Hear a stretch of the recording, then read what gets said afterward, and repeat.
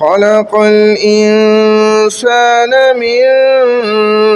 صلصال كالفخار وخلق الجن من مارج من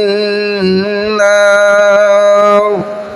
فبأي آلاء ربكما تكذبان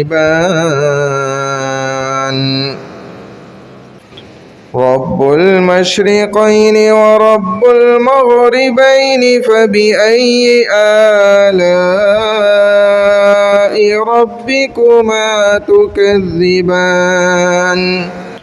مرج البحرين يلتقيان بينهما برزخ لا يبغيان فبأي آلاء ربكما تكذبان